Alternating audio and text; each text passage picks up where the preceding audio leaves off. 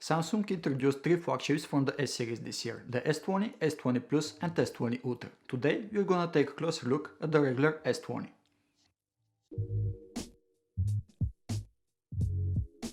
Full disclosure, this phone was borrowed from a friend. To test it out and make a review. It's not sponsored by Samsung. I stand behind everything I say, no matter good or bad. With that out of the way, let's get to it.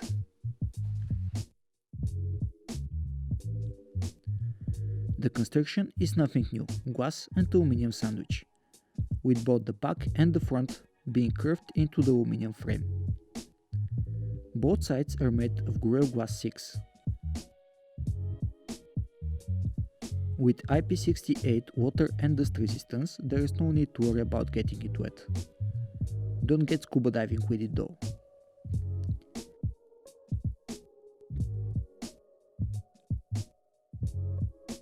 The build of the device is excellent, which is to be expected from a flagship with $750 price tag. And while it looks a lot like the mid-range A51 and A71, that's not a bad design by any means. There is a huge AMOLED screen swapped on the front, with almost no bezels and just a tiny punch hole for the front-facing camera. With a taller aspect ratio of 20:9, the phone feels amazing in the hand. The back is looking sleek, and when exposed to direct light, it retracts it, creating some beautiful colors. My only gripe with it is the camera module. Look, I get it, it's trendy, Pixel did it, the iPhone did it. But why should everyone make it this way? In my honest opinion, the S10 camera module was way better. It allowed the phone to lay flat without wobbling around, and also gave it a sense of symmetry. Anyway, let's move along. The display.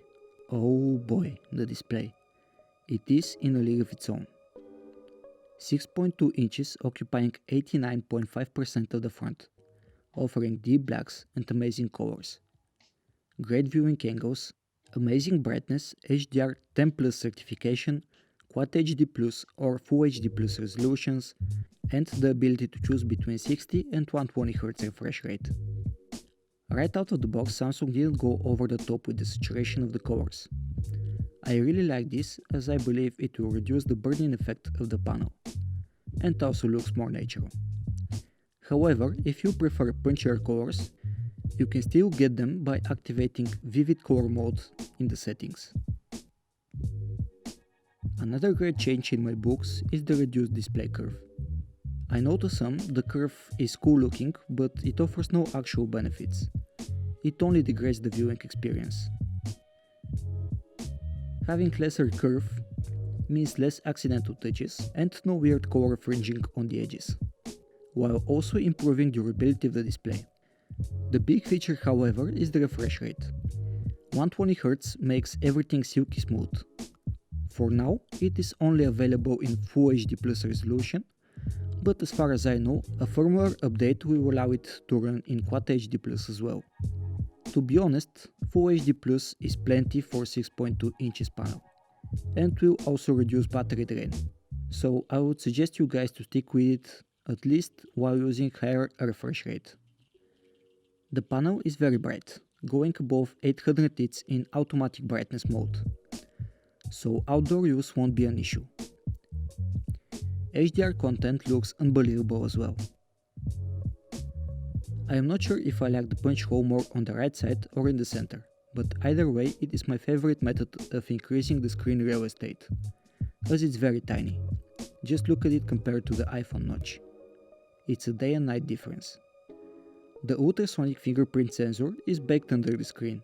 It is on par with Note 10, but definitely behind the competition in terms of speed. However, it is more secure than the optical ones, so speed isn't always the king.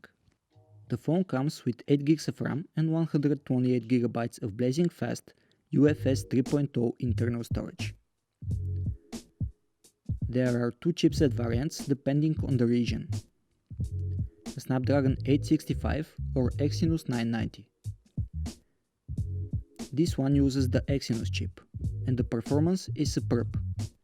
Everything from UI navigation to games runs awesome, with no hiccups whatsoever, and paired with the 120Hz refresh rate, you will get some of the smoothest performance out there. It is running Android 10 with One UI skin on top. I used to hate Galaxy skins, or more specifically TouchWiz. But One UI is actually pretty great. It's cleaner, snappier, and uses same navigation gestures as stock Android 10. Still, there is plenty of bloatware pre-installed, but one junk folder should help with that. Basics are covered as well. Cellular reception is good, microphone and earpiece are loud and clear. The earpiece is amplified and doubles as a speaker, bringing stereo sound to the phone. Sound quality is actually better than I expected. Take a listen for yourself.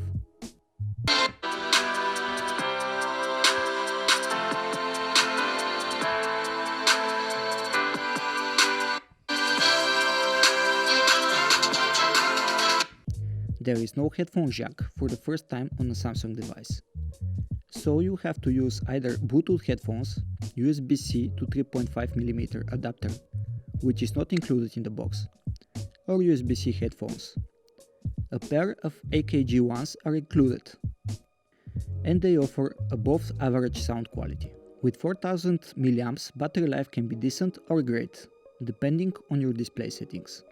It got me through a day with 120Hz refresh rate enabled, but I can imagine hardcore users might need to recharge it before the end of the day. With 60Hz on, I can say for myself at least, it's a comfortable 2-day experience. Fast charging is supported of course. With the included 25W charger, you can get about 50% in 30 minutes. Wireless charging up to 15W is also supported. And now it's time to talk about the camera setup. The S20 comes with 12 megapixels wide, 12 megapixels ultra wide, 64 megapixels telephoto, and 10 megapixels selfie shooters. You can expect lovely results from all of them. Let's take a look at each of them, starting with the main wide lens. Colors are very true to life, details are great, as well as the dynamic range. I would say the autofocus is fast and reliable. Highlights are handled well even in the harsh sun in the middle of the day. The closest focusing point doesn't exactly scream macro, but it is capable of getting some macro-like shots with great detail. To get closer, you need to switch to the telephoto camera. I would say up to 3 times zoom the images are usable. Samsung decided to use 64 megapixel sensor with focal length almost the same as the main camera. This means the zoom is done digitally, by cropping. This also allows the camera to shoot full 64 megapixel images with wide field of view. This image was shot with the wide angle. And this one with the telephoto using the 64 megapixels mode. Even with lower resolution, the main sensor delivered better quality in my opinion. Here is the same subject 3 times zoom, 5 times zoom, and 10 times zoom. And now with the ultra wide. Samsung did a great job matching the colors and the quality of the 3 cameras. There is a slight fisheye effect here, but overall the automatic lens correction did a fantastic job at straightening the image. Here is my favorite image, shot with the ultra wide cam. The phone managed to keep the sky blue, thanks to the great dynamic range. Details are on point and there is little to no distortion on the sides. There is a mode called single take. When using it, the phone takes multiple pictures and videos with all of the cameras. Then gives you quite a few options to choose from.